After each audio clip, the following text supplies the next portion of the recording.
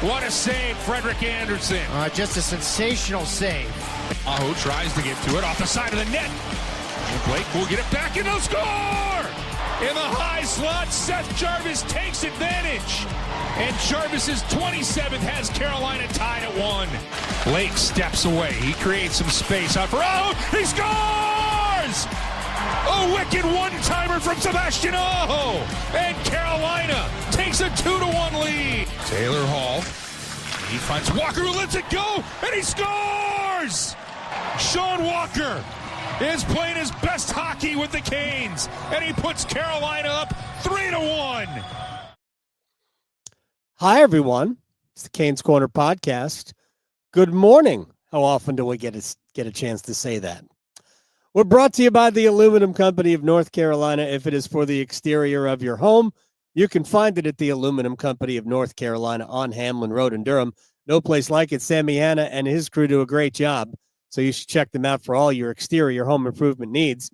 The sun should be coming up behind me just a little bit. It's already bright and sunny in Adelaide Hills. Mikhailov checking in. Of course, it's freaking lunchtime there. Sorry.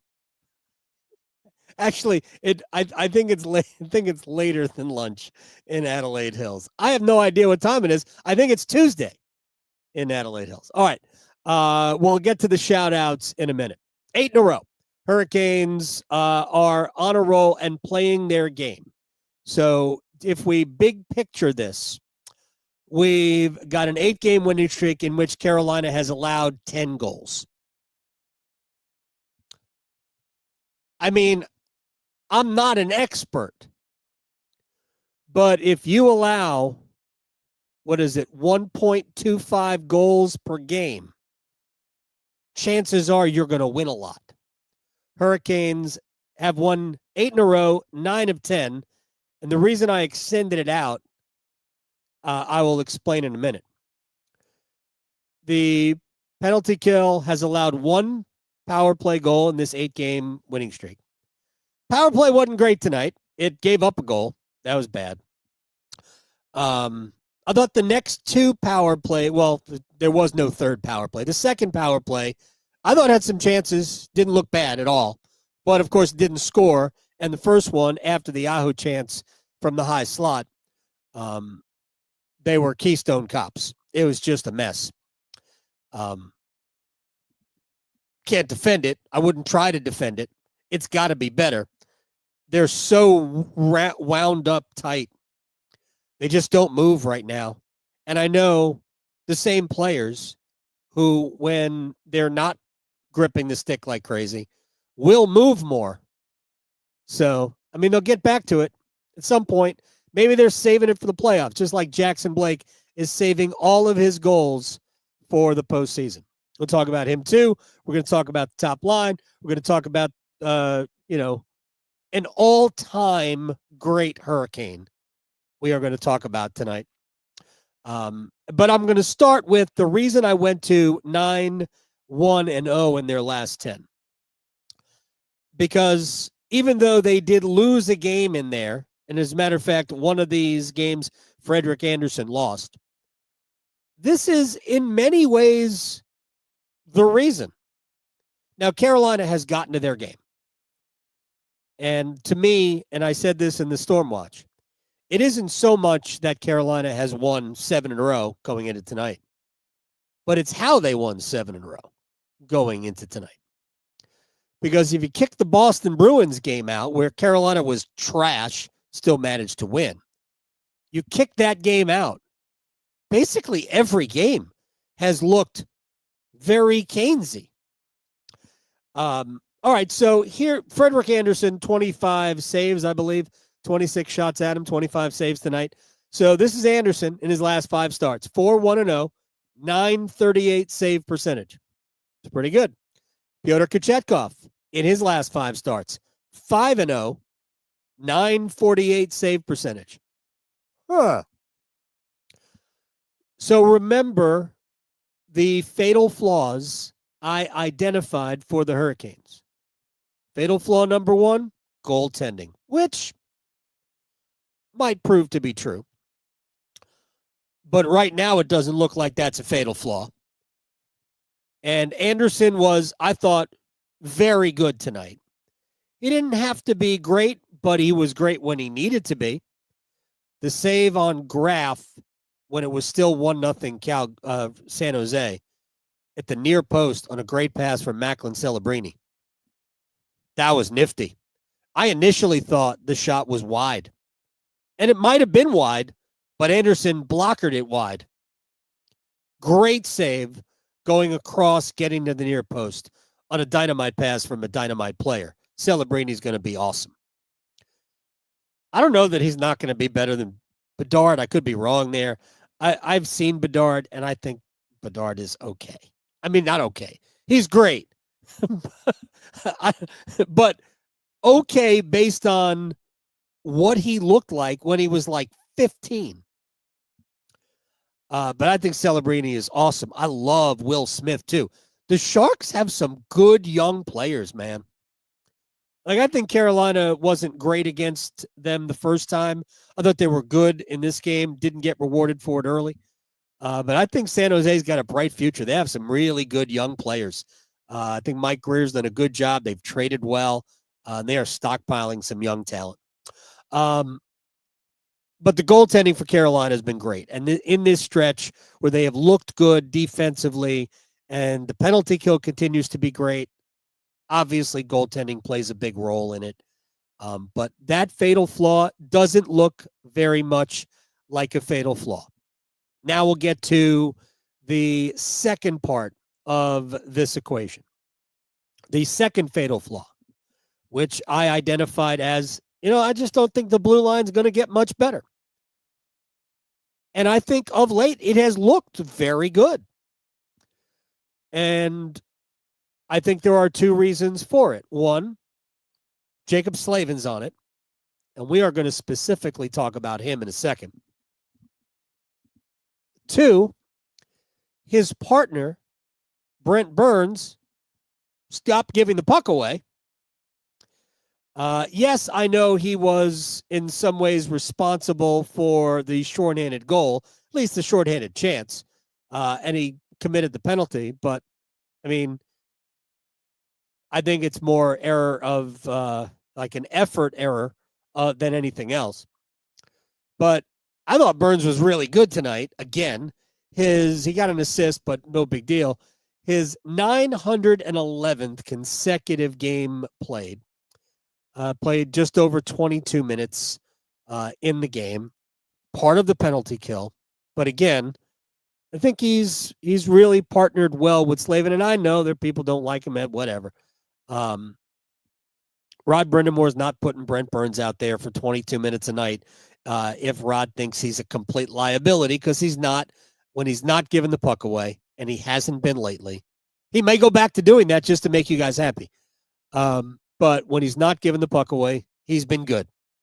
And lately, he hasn't been giving the puck away. So, you know the rest. But Jaccob Slavin put on another Jaccob Slavin show. I don't know how many of you in Canes Cornerville are familiar with the late golf writer Dan Jenkins. But I encourage, for people who just enjoy to laugh, because he is a super funny writer, and if you like golf, you'd appreciate his work. Jenkins spits out like compilations of his columns, or did, because he doesn't do that anymore since no longer signing. And he wrote a column once where he was getting tired of like typing Jack Nicklaus, then you put a comma, and then you say like winner of 14 major championships at the time. Obviously, Jack won 18. And he eventually wrote a column called Jack Nicklaus, comma.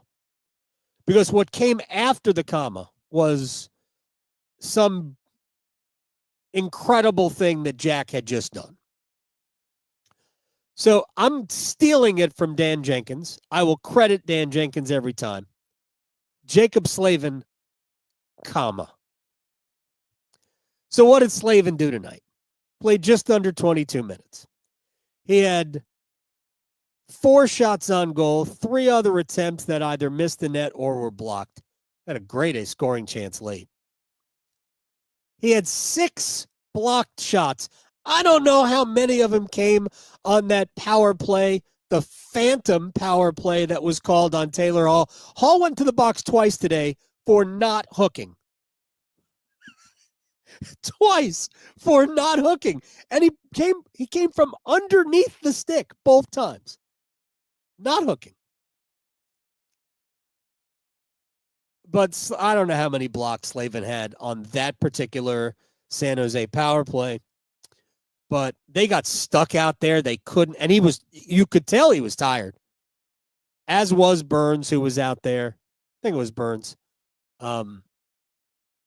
Stahl and Martinook. They just couldn't get off the ice.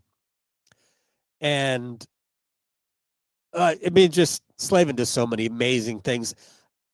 However many games they have played since the Four Nations face-off, Slavin has been great in every single one of them.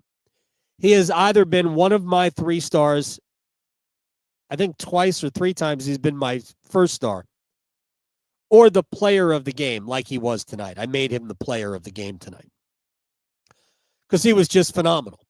Absolutely phenomenal. And he's an all-time Hurricane. All-time. Like, I'm not even sure. Might be the greatest Hurricane defenseman in history who played with the Hurricanes. I mean, my brain is a little fogged over right now because, it is darn near 2 o'clock in the morning. But I'm trying to, off the top of my head, is there a better defenseman in Hurricanes history? I don't think so. I don't. He's all of that. And at some point, the league will recognize defensive defensemen. If we recognize defensive forward, we should recognize defensive defensemen. And he'll start piling up those awards. He is the best. The best. The best defensive defenseman in the National Hockey League. I'll fight you. Not really, because I don't fight. If you think otherwise. A couple of other things about the blue line. Again, Burns played very well tonight. Sean Walker was 3rd on the team in ice time. Walker scored the goal. We can get all excited about the goal. He was just good again. And he's been good lately. And it's nice to see Rod Brindamore started the game with Walker playing with Chatfield. Now, in the second period, he went back to Chatfield and Orlov, Walker, and Gostisbehere. But Shane Gostisbehere's also been playing well. And I think when Rod recognizes that we got a good patch of defensive hockey from Gostisbehere, you might as well let him play more. And Walker and Gostisbehere have formed a very good partnership, and I'm all about them getting more ice time. Chatfield played well, too, today. Orlov wasn't terrible at all. I know we're always looking. If you are looking for Orlov to come out of the lineup, and look, Dmitry has not been great this year at all. But I will be very, very surprised. He would have to be, so obviously bad. And he wasn't tonight. He wasn't obviously bad. I'm not sure he was bad tonight. He was okay. But he played the least amount of ice time of all of Carolina's defensemen. Now, it's his first game back. So maybe that had as much to do with it as anything. But I also think that right now he's Carolina's 6th best defenseman. And before you even ask the question, no, I don't think Scott Morrow is a better option than Orlov right now. I know you all want him to be, but I don't believe he is. And I know the head coach doesn't believe he is. But with that said, I think Scott Morrow performed well enough to at least apply a little bit of pressure to Orlov, where if his game slips, I think Scott Morrow is an option. And here's how you know, and we'll see how it plays out over these next two games, and then when we come back to Carolina to have another homestand. Orlov's in the lineup, therefore healthy. See if Carolina makes a switch on the in terms of their seventh defenseman. If Morrow stays up, then Orlov better continue to play no worse than he did tonight. If Morrow goes down, then they're thinking that Orlov is fine, not physically, but I'm talking about back to his game. But I think you're going to see Morrow stick around here for a little bit because I do think that he offers Carolina an option. They could play him. So if Orlov doesn't play well, I could see him getting healthy scratched. Again, that will please some of you. Also, Alexander Nikishin in the KHL. I read something over the weekend where maybe, actually it's probably Monday or Tuesday when I was taking some days off. But his team, SKA St. Petersburg, hasn't been great. I think they're probably better than people think, but they're getting poor goaltending. If they lose in the first round of the KHL playoffs, we could see Nikishin here second week in April. He might even get in some NHL games before the regular season's over. I don't know that Rod would put him on the ice in a playoff game, having not played or even just like one game or two games. But I also don't know that Rod wouldn't. I don't think he would. He certainly wouldn't be first option. But he will be an option. And Scott Morrow is an option. And the way Morrow played the last couple of games when he was in there, and what we know about Nikishin, when Burns and Orlov come off the payroll, and you've got two minimum salaried players playing with Slavin, Chatfield, Walker, and Gostisbehere, Hurricanes are going to have a ton of money under the salary cap to do whatever they can with this upcoming offseason. We will get to those matters in podcasts future. All right, couple of quick things, and then we'll get out of here. Sorry, this will not be the normal 30 to 35 minutes of a Canes Corner podcast because, well, I have to get up soon. Oh, quick. Shout-outs. Angier, thank you. Bluefield, West Virginia, and Huntington, West Virginia. I don't know if there's a rivalry between these two towns/cities, municipalities in the state of West Virginia. If there is, I am not choosing sides. I love you both. Greenville, North Carolina. Adelaide Hills. Mikhailov, I already said hi to you. What's the weather? It's spring, the second day of spring. Gastonia, shouts to you, Gas House. Charlotte, which is sort of Gastonia. Let's see, we've got Fort Worth, Texas. I don't even know what I wrote down there. Fuquay Varina. Arlington, Virginia, and Hillsborough, North Carolina. I wish I'd something. Graham. There you go. Graham, North Carolina. And I'm sure there are other people who have thrown cities in the chat, but try to get to as many as I can before we start, and I don't ever go back to it. So, all right, now to the top line. I got a comment. I can't remember if it was on Blue Sky or Twitter. Are you going to slobber all over Jackson Blake tonight? Well, for you, sir, yes, I am. Jackson Blake may never score another goal, and we are all going to be okay with it. Folks, if you're not on the Jackson Blake train yet. Climb aboard. The dude is good. He hounds pucks.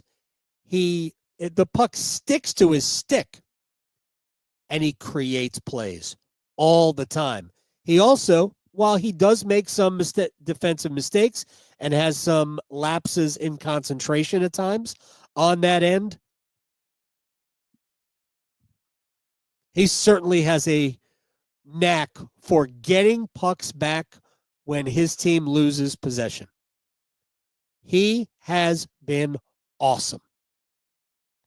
And he was great tonight again. So, of course, he does, pay homage to Jack Drury with the offside goal tonight. It's a great goal, but I'm like, was he offside? Because he was pretty far ahead of the play. And he tried to keep his stick back and stay on, but couldn't do it. So he and Logan Stankoven have each had goals waved off for offside as we honor our former Hurricane Jack Drury, who I believe is the career NHL leader in goals waved off.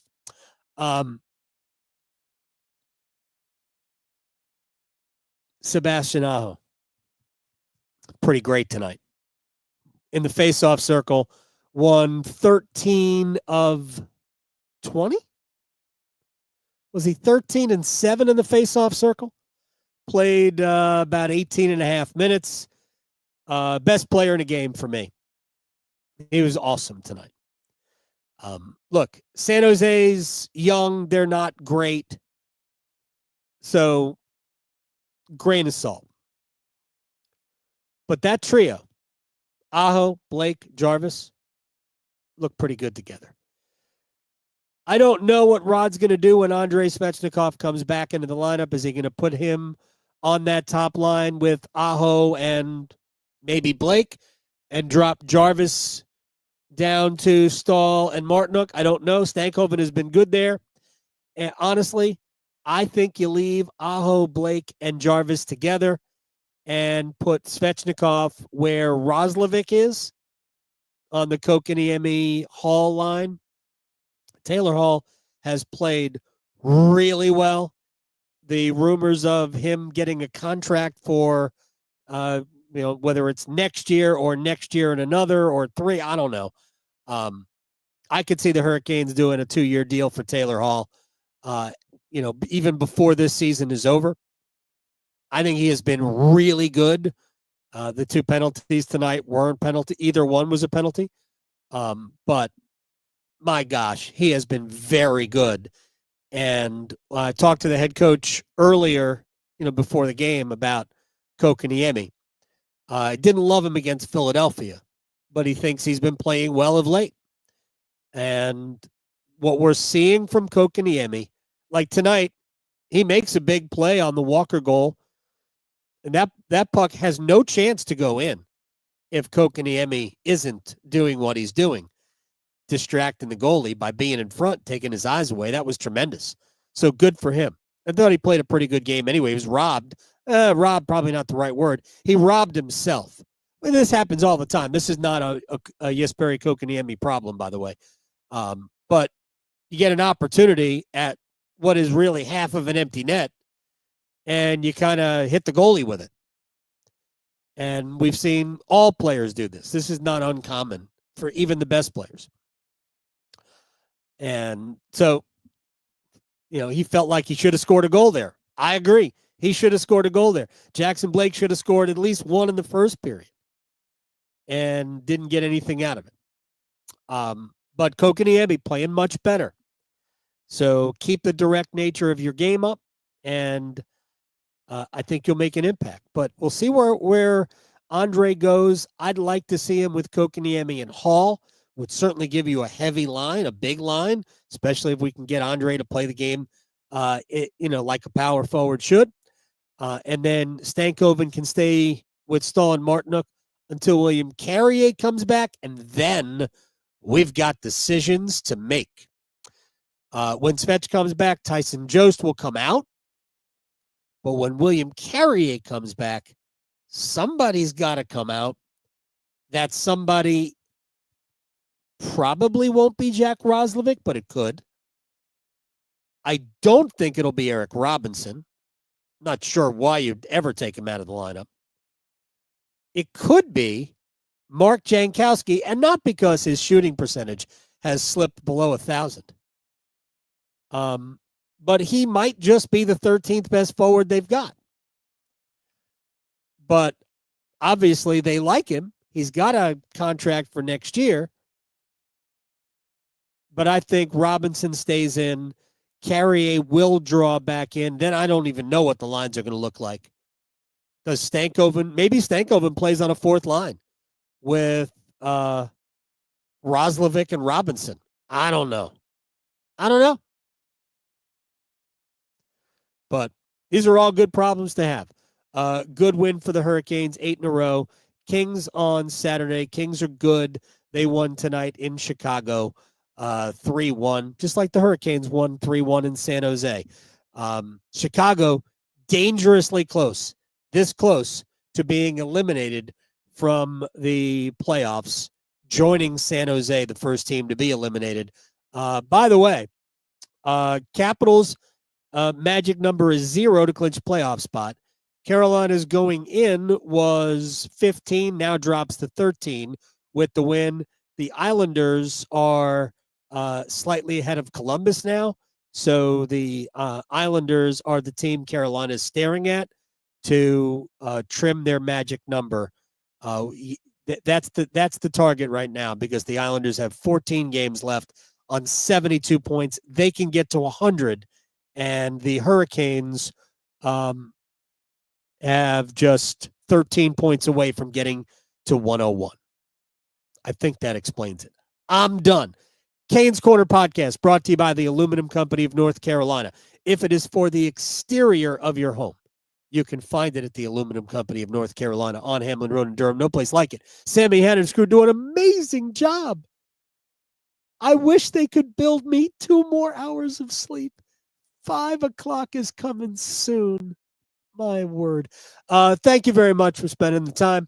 We'll talk to you Saturday afternoon, if I can wake up, for the Canes and the Kings right here on the Canes Corner Podcast. Thank you so much. Good night.